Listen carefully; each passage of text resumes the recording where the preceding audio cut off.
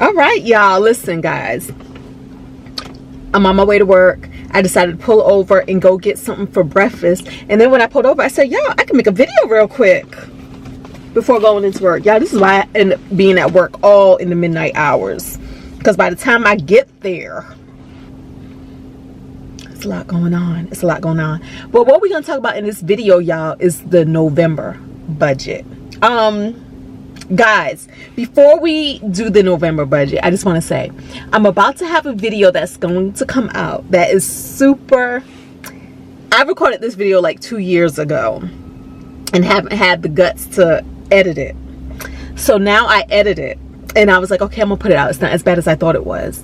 And but now it's sitting there private because I'm still like, ooh, feeling a little bit kind of way.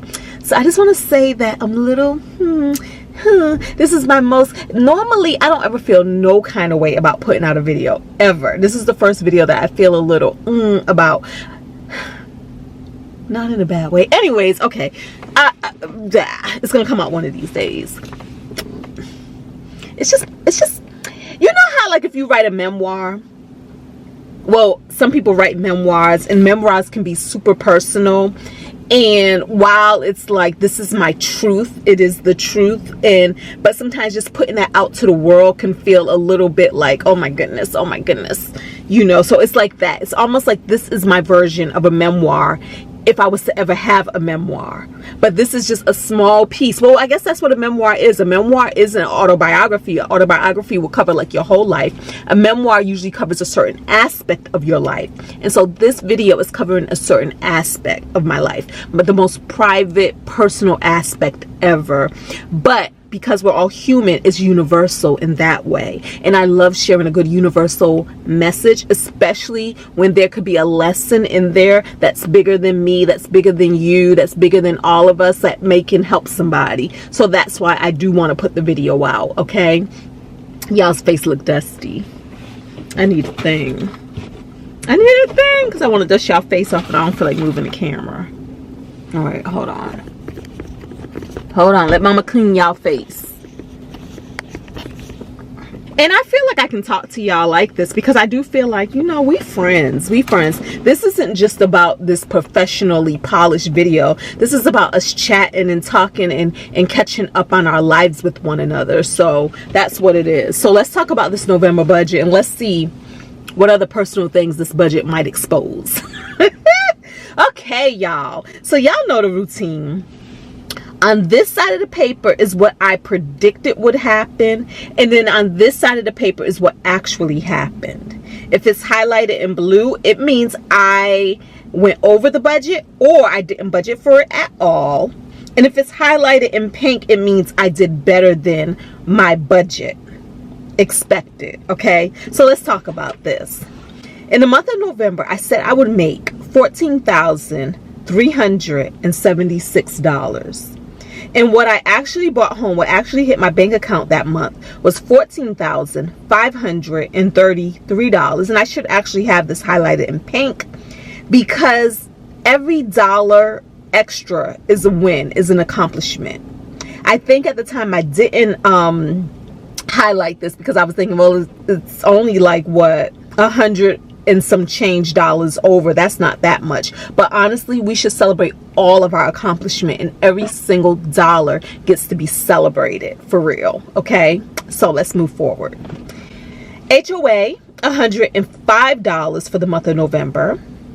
The gas bill, I said $58, and it came in higher because the weather is getting colder, so it came in at 81 bucks. Electricity, $213. That was about the same. Cell phone, $222.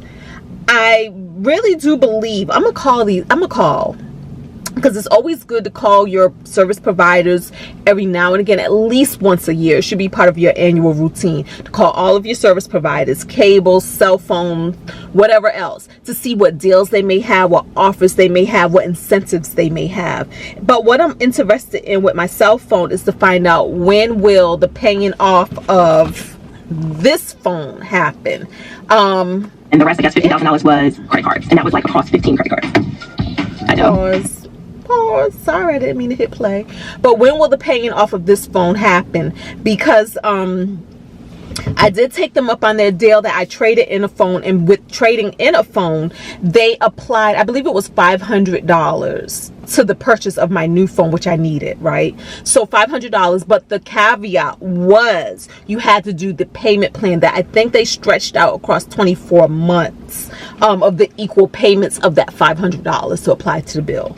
And so that's why I'm on my payment plan for my phone, which isn't extra interest. And I was asking somebody, I said, well, I wonder what's in it for them. And somebody told me something that made all the sense in the world in the comments. One of y'all told me what it is they get to keep you under contract for those 2 years.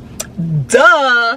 In a world where people are flipping contracts left and right, like I'm with Sprint right now, but T-Mobile, which they actually transition to T-Mobile, but another service provider, AT&T or whoever, may have a better offer, a better deal. So to keep you kind of locked into this contract, I'm saying to you, here's the incentive. If you stay with us for 2 years, you pay off this phone, take 2 years to pay off this phone, we'll give you this $500 prorated over that time. That was fine with me because I had no intentions on changing plans ever. But I think one of the lessons that could be learned for this, because you should never be stuck in a deal with something that you may not want to be a part of. So I think one of the lessons would be, if that's the case, set money aside in your whatever emergency fund, if you call it that, your extra savings account, if you call it that, your rainy day fund, if you call it that. Set that money aside so that if ever you find a better opportunity elsewhere, you can buy yourself out of the contract and not feel like you're tied into something because you want their incentive, right? So that's what that is right there. But I'm curious to see, because I really believe that that 2 years should be coming to a close right now. So I want to call and find out about that. Internet, $85. Same thing with my internet service. I want to give them a call and have a conversation with them too to find out what else is out there. Is there anything better? Is there any incentives? That sort of thing. It's about time, right? Security system, same thing, $54. What I want to find out with these raggedy folks is, when's my contract over? Because I'm over them and I'm ready to be out of this deal with them, and I'm ready to move on to a different security system. I don't like these folks. I don't like these folks. Lawn service, $135. This should be my last payment for lawn for the year, for the winter months. I think lawn will pick up back again in maybe April, maybe. Housekeeping, I said 175 and it was actually 180, so they went up again. Everybody is going up on their prices, and they're saying to cover the cost of inflation. They're saying to cover, to keep, to give their people a living wage, things like that. They have all kind of cute lingo in these things to justify the extra expense. When we went to Vegas, we went to a restaurant and there was an extra thing added to the bill. And you know me, y'all, read your receipts, read your bills, see what you're being charged for. One of the things I look for when I go out to eat is, one, are they charging me gratuity? Is gratuity already in here? Because I'm not adding a tip on top of the tip. And two, just to kind of see what the breakdown is. So this Vegas receipt, I don't remember what it was, and I know I don't have it on me. They had this charge on it that I had never seen before, and I asked about it. Anyways, I asked the waiter about it, like, what is this? And he told me, and he said it was something that the owner decided to add to the bill to cover, I really want to know what it's called. I really want to give y'all the exact name because it was one that I had never heard of. But it was basically that whole thing, the whole COVID thing, the whole extra cost of living thing, all of that. And I remember I was saying to the waiter, I just don't understand, like, why don't they just mark up their prices on the menu by $1 or some change or whatever to pad that cost in? And he was like the same thing. He said because he has to answer that same question so many times a day with people, because I guess there's a lot of people who actually read their receipts who ask him. He says, but he's gonna ask he's gonna ask them to remove it, ask the manager to remove it. I was like, no, it's fine, you don't have to. But he did it anyway. He removed it because y'all know what I was thinking. I was like, it can stay on this bill. because we're going to subtract that from the tip. Because technically he was saying that the way that it was added to provide extra money to those staff anyway, right? But I'm just like, all of these little things that pad the cost. And so when I was discussing with Jay, like, why don't they just increase the bill, increase the items on the menu? Jay said it was probably some government program that actually gives a tax deduction for this thing. You know what I'm saying? Whereas if you put it on the menu and you say fries instead of $4 or $5, you now got to pay taxes on that $5. This may be something that the government incentivizes or doesn't tax for all we know, right? But it's interesting. But like I said, he did have it removed from the bill, so he did get a 20% tip instead of a 20% tip minus the $6 or whatever that fee was. So yeah. What else? Where are we? Because y'all know I want to talk to y'all, because anything to procrastinate on going to work. Okay. Oh, I was saying that about the housekeeping, right? Insurance, $340. And that is for this car, that is for my house insurance, and that is for somebody else's insurance that I pay. Now, what's also going to be interesting here in the month of December is what my insurance is going to be, because I am with USAA. Once a month they give us a distribution fee, and it's almost like a stock, but they give the money back to the members and they apply it to the bill. So I believe it's going to be applied to this December bill. They said it's $115. So it's going to be interesting if my December insurance bill comes in minus $115. And if not December, it definitely will be January, because I did receive the email for that already. Easy Pass, I said $35, and that was actually $0. So we get a nice, beautiful pink right here. And that is because obviously I wasn't on them toll rolls like that. When I am mindful and not trying to make up time, I do avoid toll roads. Subscription services, and this is for Netflix, and this is for YouTube Premium, $33. Netflix is going up, or is it YouTube Premium that's going up? One of them is going up. Okay, groceries. I spent $218 on groceries, and this includes food for Thanksgiving. $121 was spent in restaurants. Household miscellaneous, $88. And fun miscellaneous, 27 buckaroos. Hair, I said $200, and y'all still see this raggedy edges. So this means I did not get my hair done. Zippity zero was spent. And I believe in December, Zippity zero is going to be spent too, because what I'm going to do for December, I believe this is December. We're in December. I'm going to take these braids out, wash my hair, and let it just be with nothing in them until January. I will get them twisted back up again. I'm sorry, braids. You know they say braids, they be calling them vacation braids. Yeah, I stay on vacation. My life is one big vacation. Braids are the easiest thing for me. It is what it is. Okay. And whenever I don't have braids and I go on vacation, I always regret it, because either it's humid out there or it's raining out there. Now I'm ducking and dodging raindrops like my life depends on it. And y'all, that is no fun. I went to New Orleans. Those videos ain't out yet. When those videos come out, they will be on the other channel, sitting in a tree, Kissing. When I went to New Orleans and it was raining and we was stuck in a H&M for maybe 30 minutes to an hour. It don't take me that long to shop, because it was raining hard and my hair could not get wet. Could not. I really wish I had braids then.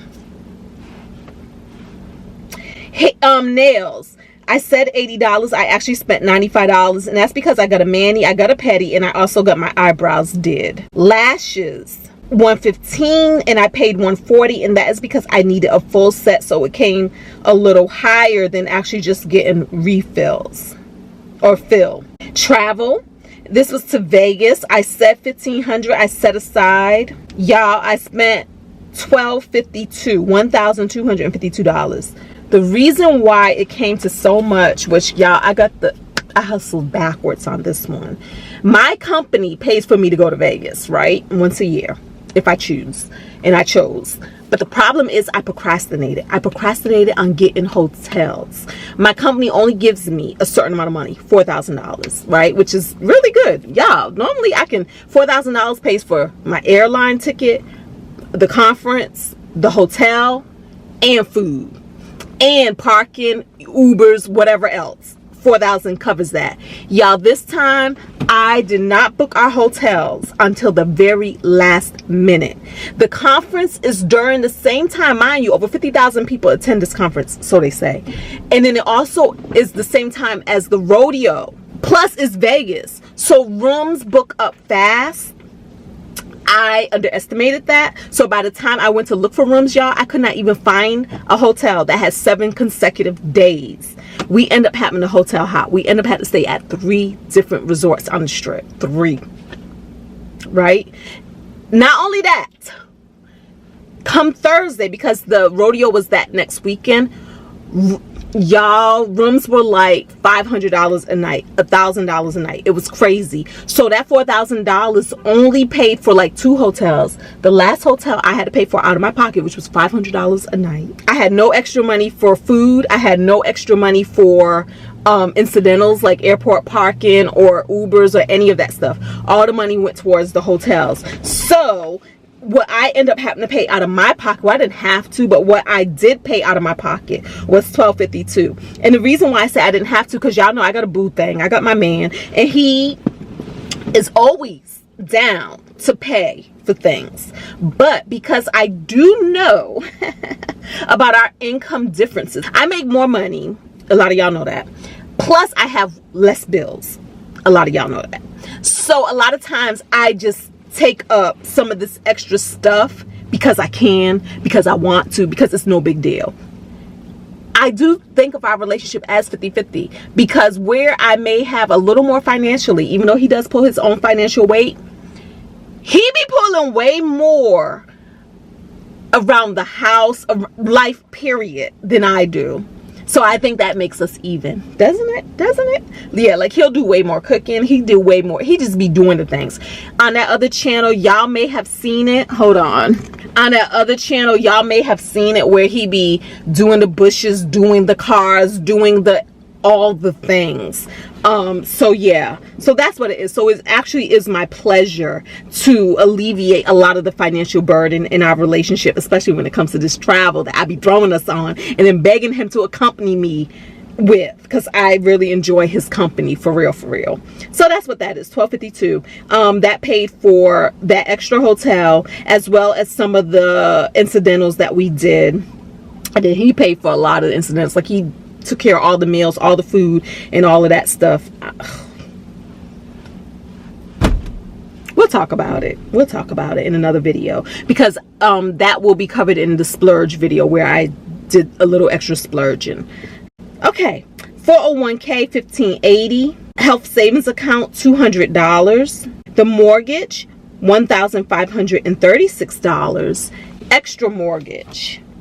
I said $5,000, but then we chose to do something different because I was feeling a little burnt out. So I decided to splurge in other areas and then make a decision from there what I want to send extra to my mortgage. So what I chose to do was send an extra $1,500 to the mortgage. Savings, I said $1,250. I kind of did that. It came to $1,238 to the savings.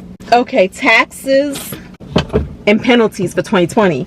The last time we talked about taxes and penalties, that was for 2021, right? So the taxes and penalties for 2020 came to $521. I'm not mad at it. I'm not mad at it. I was late and I didn't have an extension for that one, y'all. House repairs, extra $250. TVs and such, I discussed this a little bit in the December video, how I'm finally buying these TVs and whatnot. I decided to pay myself back in 4 installments, and so for November I paid $1,212. Clothes, $217.